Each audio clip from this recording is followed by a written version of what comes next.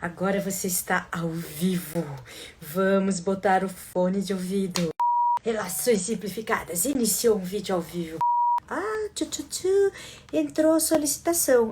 Uma hora. Olá! Oi, Francisco.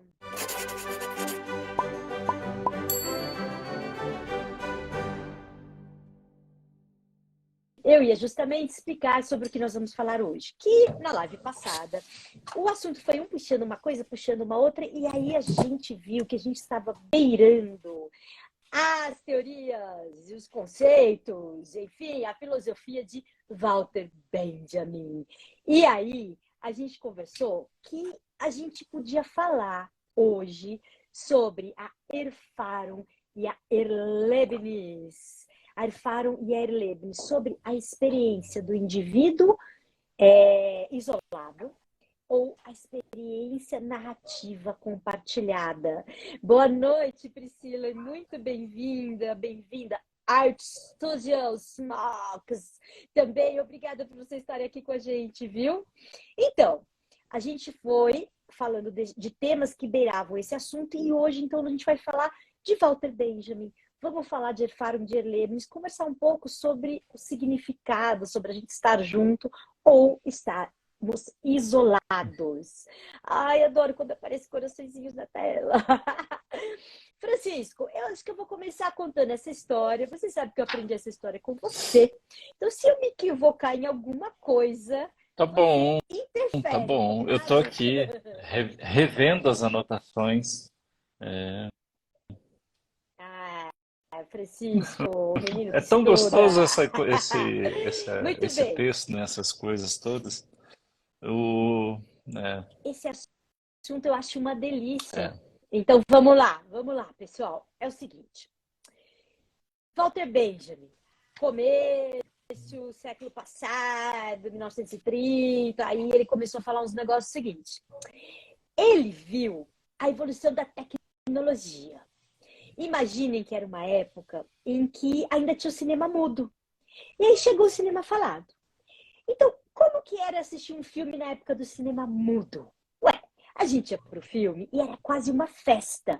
Por quê? Como ninguém falava na tela, todo mundo que estava assistindo falava entre si. E as pessoas riam juntas, as pessoas se divertiam, a gente ia conversando, olha aquilo. Quer dizer, não interferia, não tinha nenhum problema. Então, era uma experiência compartilhada. Muito bem, chega o cinema falado. Quando tá o cinema falado, começa essa história de não fala nada que eu tô escutando a tela, eu tô escutando o que tá acontecendo ali. Walter Benjamin olhou para aquilo e falou: ó que essa tecnologia vai tirar a gente das experiências compartilhadas, as experiências narrativas compartilhadas. Já já o Francisco vai explorar mais disso. E vai levar a gente para a experiência do indivíduo isolado. Quando eu conto essa história, eu penso em o Walter Benjamin. Nunca entrou no metrô em São Paulo para ver todo mundo. Aí eu procurando meu celular e ele tá aqui na minha frente. Todo mundo assim, ó. Ele não imaginava o grau de isolamento que essa tecnologia podia levar a gente. Mas ele já previu. Ele já previu que isso ia acontecer. Ele previu que a gente ia sair da experiência narrativa compartilhada para a experiência do indivíduo isolado. Gente, deixa eu contar um negócio. Em alemão, a palavra experiência são duas palavras. Então, quando você está numa experiência entre amigos, assim, que muita gente passa junto, aquela festa foi muito boa, foi uma experiência maravilhosa, você fala Erfahrung. Será que tem alguém aí do outro lado que fala alemão? Será que eu pronunciei bem? Enfim, é a Erfahrung. E a experiência, quando você faz uma experiência sozinho, tipo assim, eu tô aqui no meu celular, vi esse livro que foi muito legal, é uma Erlebnis. É só você com você. Muito bem.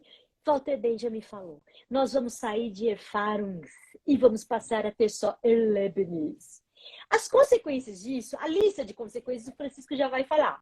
Mas para reforçar o ponto do Walter Benjamin e a preocupação dele, e ver onde que ele achava que a gente ia chegar, eu vou contar uma outra história. Muito bem. Imagina se a gente estivesse aqui na vila dos fazedores de tapetes. E, por exemplo, o Francisco tem as ovelhas, Priscila tosqueia as ovelhas, Lele, que chegou aqui agora, ela faz o fio, Art Studio começa a tecer o tapete e eu e a Jéssica que chegou, nós duas, a gente vai vender o tapete na vila. O que isso significa? Significa que a gente tem, de novo, a experiência narrativa compartilhada. Mas do ponto de vista concreto, significa que quando a gente acorda de manhã, cada um de nós já sabe o nosso lugar na nossa comunidade, na nossa vila.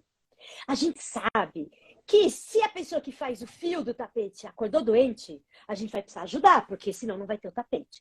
Se as ovelhas, você que tem as ovelhas, né, Francisco? Se as ovelhas do Francisco ficarem doentes, temos um problema para a vila inteira. Então, a gente sabe o nosso lugar na comunidade e o significado do nosso trabalho. E isso dava pra gente um lugar no mundo. Isso dava pra gente um monte de referências. Agora troca! Sai a vila dos fazedores de tapete e entra as cidades dos fazedores de máquinas. E aí a gente acorda de manhã e vai pra fábrica. E aperta o parafuso o dia inteiro. Como que a gente fica? Faz planilha. O dia inteiro você tá preenchendo planilha, planilha, planilha, planilha. Qual será o significado do seu trabalho? Como será que a gente acorda de manhã se o nosso dia é preencher planilha? Se a gente tem que fazer um parafuso que a gente nem sabe quem vai usar, se é o parafuso de uma bicicleta ou de um foguete, onde que fica o ser humano? Onde que fica a nossa subjetividade quando isso vai acontecer? Walter Benjamin refletiu sobre tudo isso e falou, esse negócio é perigoso. Ó que nós vamos dar num lugar meio esquisito, né?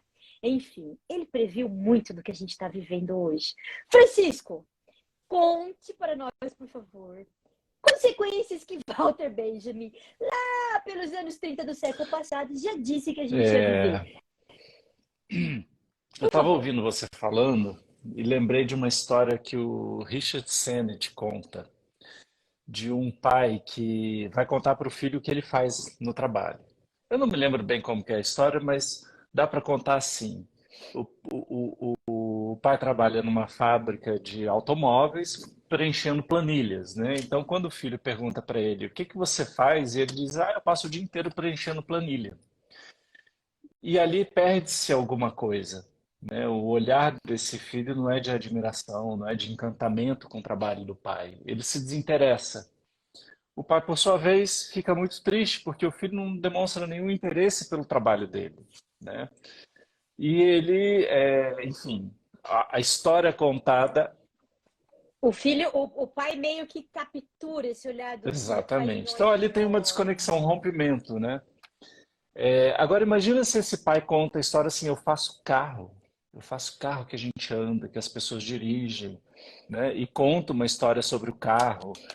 É outra forma de você narrar essa experiência.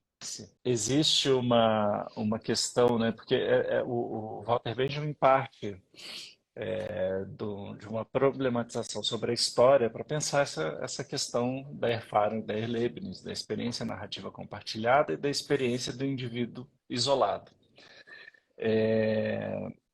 Porque a experiência do indivíduo isolado, ela encerra a história, né? A experiência narrativa compartilhada, ela abre a história. Quando você deu o exemplo do cinema, o cinema mudo permitia que as pessoas comentassem o filme, debatessem o filme. Aquele gesto significou isso ou significou aquilo? Não tinha uma definição, né? Quando começa o cinema falado, o gesto ele é descrito, ele é definido, ele é...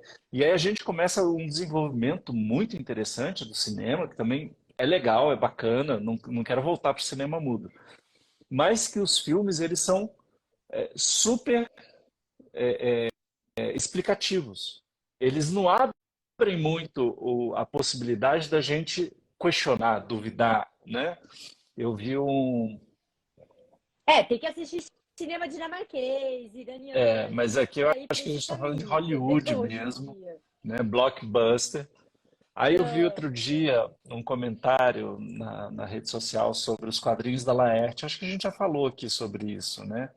Que tem alguns quadrinhos que geram propõem uma questão, um problema. Ele não resolve nada. E as pessoas estavam muito bravas porque o quadrinho ele não tinha, não era autoexplicativo. não se resolvia. E eu vi isso, o Greg botou, inclusive nem te contei, mas o Greg botou no Greg News da semana passada essa questão, essa dificuldade de lidar com aquilo que, né, que Isso, Deus não né? abre, E né? A Leibniz, ela impede, ela é como se ela reduzisse a nossa capacidade de lidar tanto com a questão aflitiva, que é você não ter uma solução, e você ter que refletir e continuar contando essa história. Quer dizer, quando você tem uma tirinha do Laerte que ela não se fecha em si mesma, você precisa continuar contando para você essa história. Mas peraí, por que isso? Por que que ficou esse problema? Por que que essa tirinha me incomodou? O que que eu vi ali? E a história continua, né? E essa é a beleza da Erfarum. E veja, o ser humano funciona melhor na Erfarum, porque não existe uma relação que é definida e pronto, ela é assim e acabou, né? As pessoas têm muitas dificuldades em relacionamentos longos de amizade, de casamento, porque de relação de pai e filho, mãe e filho. Poxa, uma criança ela está se transformando o tempo todo numa velocidade enorme e a gente quando acha que entendeu o filho ele já mudou.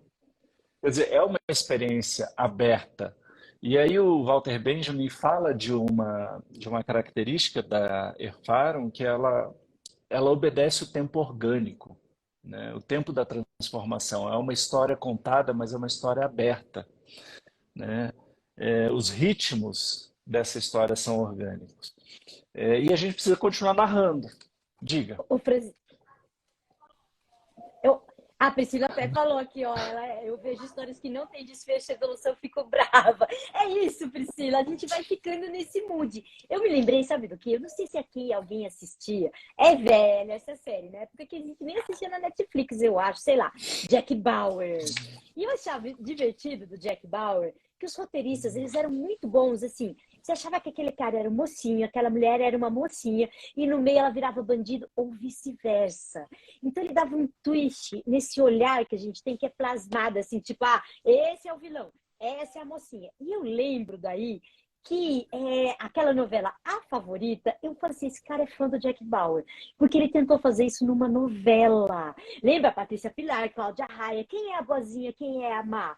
E as pessoas piraram, deu errado todo o começo da novela, porque as pessoas queriam o fechamento. Elas se acostumaram com isso e não com essa coisa aberta. Será que essa pessoa é boa, se ela é má? E a gente quer que a pessoa seja ou boa ou má e perde essa. Enfim, isso que você falou me lembrou Então, esses dois mas exemplos. continuando, né? Assim, existe quando você se relaciona a partir de uma experiência narrativa compartilhada, o que você constrói com o outro é algo que é da ordem do intangível, mas é aquilo que mais nos humaniza. Porque você vai construindo uma memória, diz o Benjamin, uma memória e uma palavra comuns. Sabe aquela coisa que pessoas que têm muita intimidade e muito convívio elas conseguem fazer de estar numa situação, uma olha para outra e outra sabe o que esse olhar quer dizer? Comunicou tudo ali. Eu sei. Então, precisa comer muito sal junto com a pessoa para poder você construir isso. Quer dizer, você precisa de muito tempo de experiência narrativa compartilhada para ter esse olhar onde o entendimento acontece, né? Então você tem é como se o olhar falasse. Você tem uma memória comum, você já passou por isso antes, você tem uma experiência comum e ali você começa a construir uma ligação entre o seu gesto e a sua palavra, entre o seu trabalho e a sua vida. Você começa a encontrar sentido para as coisas. E hoje a gente vive, agora vamos falar um pouco da Erlebnis, porque assim, tudo explicadinho, tudo encaixadinho, encaixotadinho. Isso parece muito bom. Só parece, né? Porque o que acontece é que a gente começa a perder essas essas delicadezas ou essas capacidades ou esse sentido da vida. Tudo vira preto no branco. Você perde toda a área, né, entre uma coisa e outra. Hoje saiu uma notícia muito triste. Eu acho que a gente vai até compartilhar no nosso story para quem assistiu a live poder ver lá essa notícia. de um cara na Espanha que foi socorrido pelos bombeiros. Encontraram a casa dele coberta de lixo e ele com 250 quilos, alguma coisa assim, sem conseguir se levantar. Ele estava em casa, caiu e começou a ficar lá, desesperado, sem conseguir sair da casa dele, porque não conseguia mais ficar em pé e parece que ele já estava dias sem beber e sem comer. Chamaram os bombeiros tiveram que quebrar a parede por fora do prédio e aí começa a cair lixo da casa dele para retirar o cara. Esse cara E não é pouco lixo, é gente. uma É uma história coisa que você muito fala assim, isso não triste. pode ser verdade. Mas olha só a história desse cara. Durante a pandemia, ele começou a trabalhar online. E a partir daí, ele ficou. Ele não saiu mais de casa. Desde então, ele não saía de casa.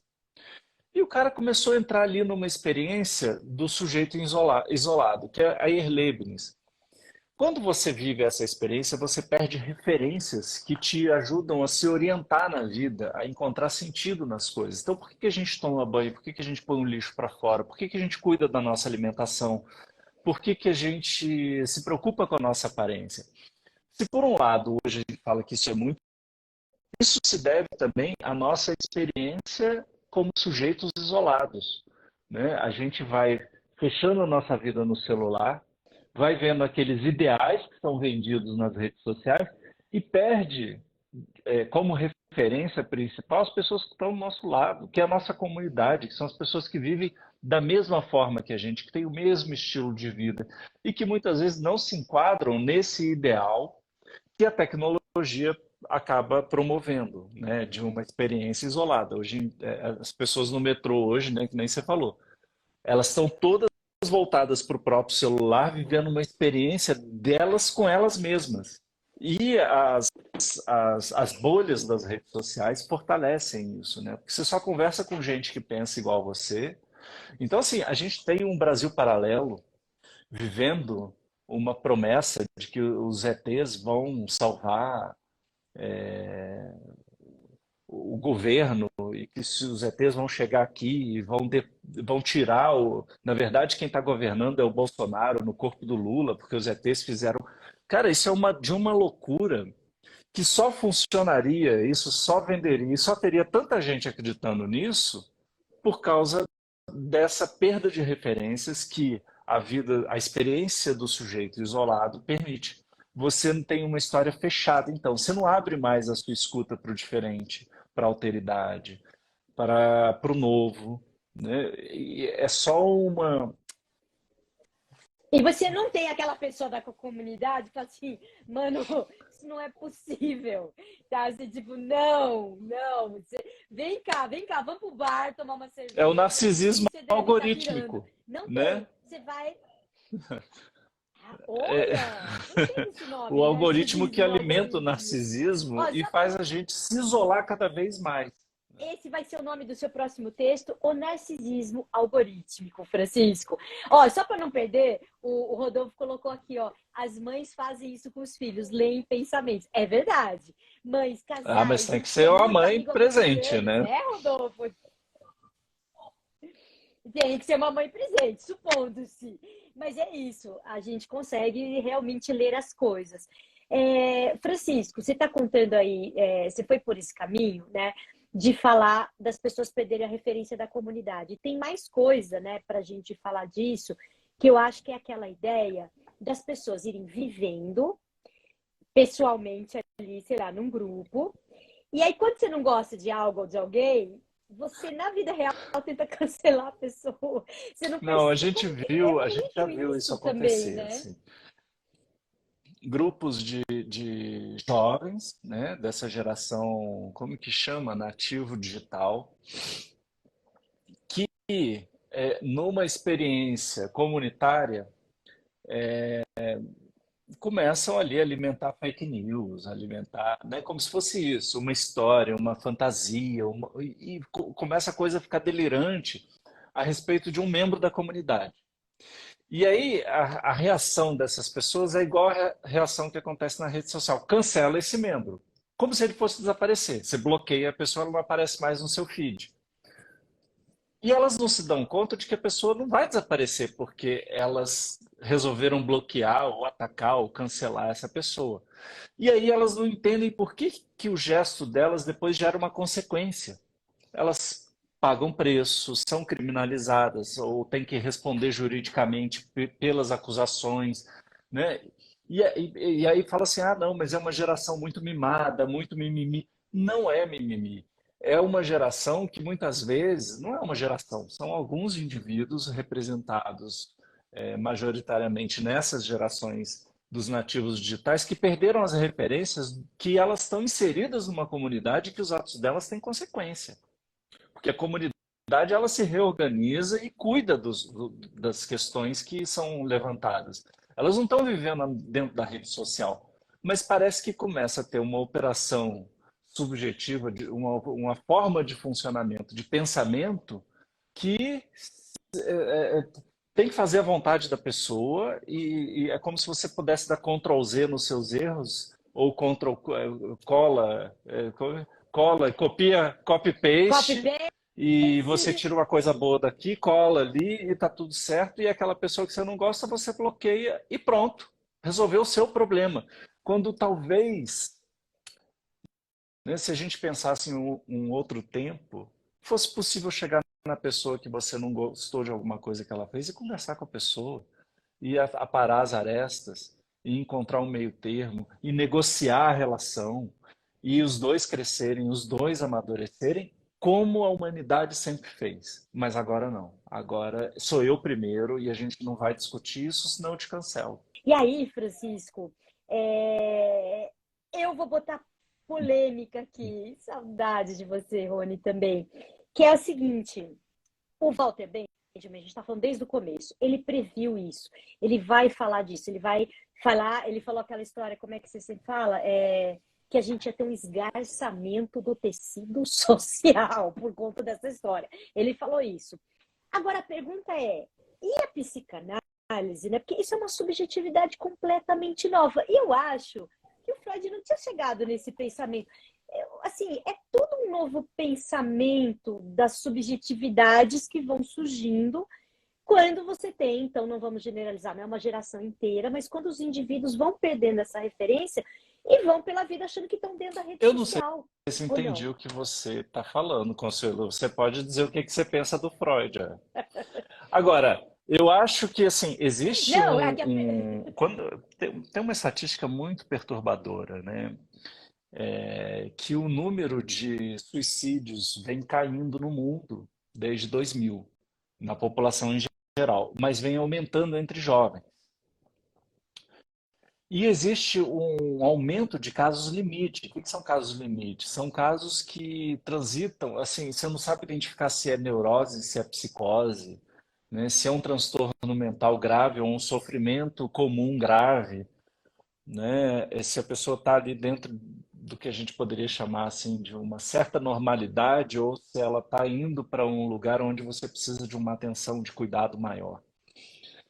E esses casos limites são muito desafiadores para a medicina psiquiátrica, para as terapias da psicologia, né? E existe uma série de autores ingleses da psicanálise que tem como o Ferenczi, que já pensava as questões que ajudam a gente a tratar casos limites já há algum tempo. Então, de alguma forma, a psicanálise diferente que é contemporânea do Freud e que dava muita atenção para aquilo que não era standard, né, na sociedade, as minorias, os excluídos, né, as pessoas com moradores de rua, prostitutas, mulheres, quer dizer, tudo que naquela época na sociedade era excluído, né? O que valia era a palavra do homem, era uma sociedade vitoriana, enfim, muito complicado isso.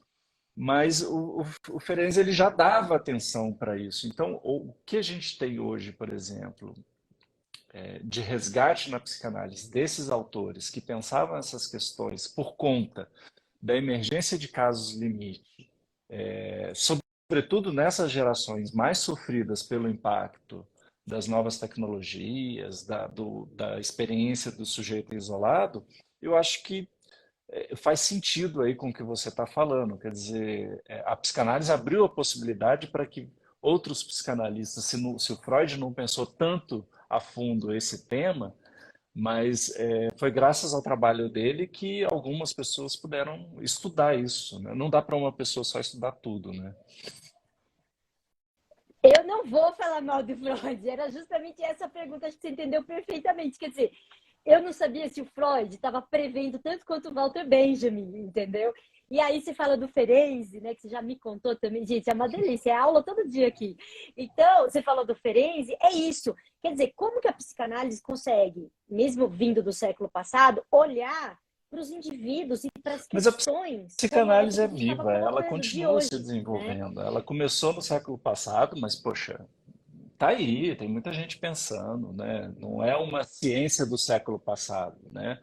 É um, há um desenvolvimento constante e muito, acho que há muito Uhum. tempo que não se via a psicanálise tão viva quanto hoje e tão capaz de contribuir para lidar com essas questões todas. Necessária. Então, necessária. Chegou André, amigo do peito, bem-vindo, que bom que você está aqui com a gente. Rony, vamos lá, que você fez umas perguntas, né? Eu não sei muito bem, não vivo muito bem em comunidade, dê mais exemplos, e você está trabalhando muito.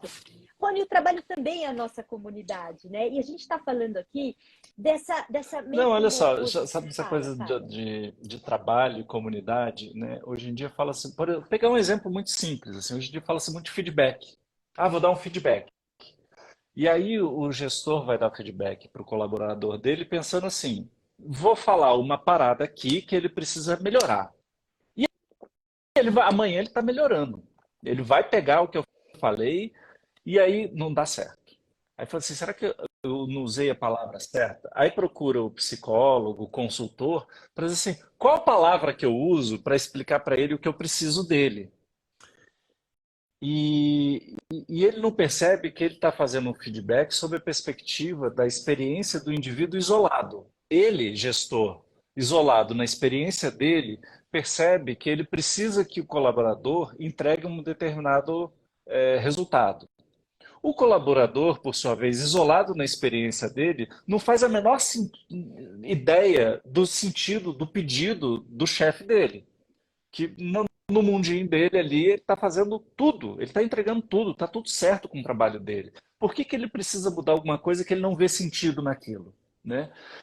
E é isso, a gente vai dando feedback como Erlebnis. Eu fazendo meu monólogo do lado de cá, como gestor, exigindo do meu funcionário um desempenho que pertence ao meu mundo e não ao mundo dele. O feedback a gente pode pensar a partir da Erlebnis, da Erfarum, como o início de uma conversa. Né? É assim, o gestor participando do trabalho junto com o colaborador dele. Se você vai dar um feedback, você tem que estar muito disposto a entrar no trabalho do seu colaborador e deixar o seu colaborador entrar no seu trabalho, como uma rede de artesãos que trabalham juntos para produzir a mesma coisa. Né?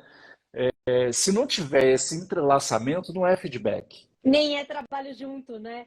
Ó, pausa, porque o Rony tá aqui batendo uma papo com a gente, é isso que a gente pede. Conversa com a gente, que a gente adora. O objetivo dessa live é a gente estar mais pertinho. Então, ó, primeira coisa que eu queria te contar, que eu achei muito divertido. Antes do Francisco, eu achava que psicanálise era para quem era loucos. E hoje eu vejo totalmente o contrário. Que bom, Rony. Esse é o nosso objetivo. Psicanálise, psicologia, terapia, análise não é uma coisa que você precisa. É uma coisa que você merece. É uma coisa boa para a gente desenvolver, é para isso que elas servem. Então, isso é uma coisa. Mas ele está falando, sim, eu passo o dia inteiro dando feedback, eu recebo, etc. E aí, eu acho, Rony, que tem um ponto aqui que a gente fala, né, também dos nossos trabalhos, que é assim, como que a gente faz para o trabalho ter esse significado que é conjunto? Hoje em dia, nas empresas, as pessoas falam de cultura ou valores. Teve a fase missão, visão, valores, né? Que todo mundo faz a mesma coisa. E vou contar um negócio, parênteses. Uma vez eu peguei várias empresas de várias categorias e copiei a missão, visão, valores de todas e pus junto para um cliente meu ver como era tudo igual, né? Que a gente não tinha, eu falei assim, não pode ter verdade aqui. com todo mundo falando a mesma coisa, do mesmo jeito. Ah, queremos respeito, excelência, ética. Gente, como que traduz isso para a história, para a vida das pessoas? Isso que o Francisco acabou de falar, esse entrelaçamento. A gente desacostumou, a gente, né, especialmente no mundo corporativo, segmentou tudo. A empresa é um algo assim que não é uma história. Então, disso que Walter Benjamin falava também, quando ele vai falar da tecnologia, quando a gente falou no começo aqui, aperta o parafuso, não perde o começo, hein, Rony, depois volta para o começo para você ver a historinha da Vila dos Artesãos, em que eu acordo de manhã e sei meu papel na comunidade, porque afinal, se eu não tosquear as ovelhas, não vai fazer o tapete para vender no mercado. Então, é isso, assim, quando a gente tem trabalhos como a gente tem hoje, por exemplo, vou dar um exemplo que eu já vivi. A moça passava o dia inteiro fazendo planilha, preenchendo os pedidos das consumidoras. Se esse pedido que ela estava preenchendo fosse errado, ia ser entregue errado e a pessoa que vendia não ia ganhar o dinheiro que ela precisava, por exemplo, para pagar a escola do filho. Um dia, a gente botou essa moça que preenche planilha para ouvir a consequência do que ela fazia. Para ouvir a mulher falando, olha, veio o pedido certo, paguei a escola do meu filho, veio o pedido errado, não paguei a escola do meu filho. Para ela entender o papel dela, daquela planilha não é só uma planilha. Tem um todo, tem uma história. Mas como faz isso? Dessa vez a gente fez, inclusive, bem, assim, bem didático. Você não está só preenchendo planilha, não, isso faz parte de toda uma história. E essa captura dessa essência precisa ser retomada. Calma, que Rodolfo colocou aqui também, comunicação, peraí, calma lá. Comunicação não é o que você diz, e sim o que o outro Comunicação é um entende. milagre, né? Sim, sempre. E o Rony tá falando, mas aí é o mundo perfeito, o sonho de todos. Pois é, nesse sentido, eu acho que a gente tem que trabalhar.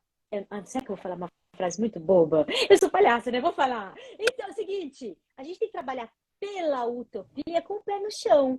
Eu acho que não é questão de mundo perfeito, mas o que eu gostaria de melhor nesse mundo?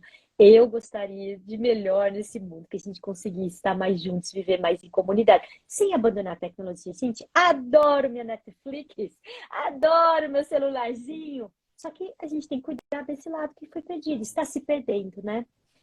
Francisco, você está lendo aí que o pessoal está escrevendo? O Rony colocou aqui, mas aí seria muito feito. Fazemos isso no escritório do cartão e com a clínica. E eu e Carol fazemos muito com os nossos colaboradores. Isso, e eu sei que vocês fazem mesmo. Vocês, toda a empresa faz isso, né? Eu acho que vocês têm, como a gente já teve na convenção, conhece todo mundo aí, Tem a gente sabe uma que tem uma aura preocupação com isso. Tem familiar. uma ideia. Isso, por quê? Porque, inclusive, todo mundo que trabalha com vocês sabe onde nasceu, quem é essa empresa, a família que cuida de tudo. Então, vai dando sentido, né? Isso não é, assim, É não é muito comum. diferente. É, É é uma diferente. empresa É bem diferente. diferente. Muito bom. Muito bem. Francisco, só para terminar, deixa eu ver que tinha uma coisa que eu queria falar para terminar. Que o Walter Benjamin disse, vai acontecer esse processo, vai ter um esgarçamento social. E aí ele falou também que, além da gente não lembrar da história, da ligação e da relação, né, ele falou que a gente não ia ter mais uma moral coletiva. E eu acho que isso é importante, que é muito do que a gente está vivendo, a gente entende como é Quando o grave, tiozão do quando Zap te a manda gente. aquela fake news surreal contando sobre os ETs, né, tomando conta de Brasília. Ó, o Rony reclamando que a gente vai terminar e ele acabou de chegar. Rony, hoje a gente começou em ponto. Mas, não, mas é uma coisa, eu vou dar um exemplo, tá? A gente ficou em casa, quem pôde ficar trabalhando, mas vou falar aqui desse meu mundinho, da minha bolha paulistana. E aí tudo se pedia pelos entregadores. Então, eles foram os grandes heróis, né? Trazia comida, trazia remédio, trazia tudo que você podia. Eles tiveram a rua só para eles, né? Por quase 2 anos. Quando eu comecei a andar de carro de novo na cidade, sabe assim, você fala, deixa eu ir ali. Ainda tenta lembrar, gente, porque era muito chocante. Será que eu vou? Será que eu não vou? O que que eu descobri? Que moto não para mais no farol. Tipo, gente, por que que eu vou parar? Eu tava aqui o tempo todo, eu que tô usando essa Sozinho. Não tem cidade. guarda de Agora você trânsito para volta, olhar, não eu tem ninguém falo, para gente, buzinar na minha sozinho. orelha. Eu começo a fazer o que eu quero. Então, eu faço o que eu quero, a moral coletiva, que é, gente, tem um combinado, tem farol, tem lei, você não atravessa. Outro dia, o cara atravessou a Avenida Rebouças, para quem conhece aqui em São Paulo, ele vinha da Rebouças e entrou na Brasil com o farol fechado para ele. Não, sim, Eu falei, acabou suicida. agora, Suicida. acabou o mundo. E outro lugar que eu vi o fim da moral coletiva é o cocô de cachorro, porque já que não tem ninguém vendo mesmo, não tem mais gente, eu tô com o meu cachorro, tô passeando, e aí o outro tá olhando se eu recolho o cocô ou não. Não precisa, não tem ninguém vendo mesmo, a gente não recolhe, dane-se se alguém depois pisar aqui. Isso também foi um outro indicador para mim de falar, O esgarçamento da olha moral o olhar do coletiva. outro, olha a Bem, é importante, comunidade. a gente precisa do olhar do outro, né? Essa Exatamente. história do cara da Espanha é uma história assim, né? Na pandemia ele se isolou e de repente jogar fora o lixo não faz sentido, cuidar de si não faz sentido, tudo começa a perder sentido e aí gera sofrimento, gera ansiedade, gera um monte de consequências muito degradantes para o ser humano, né?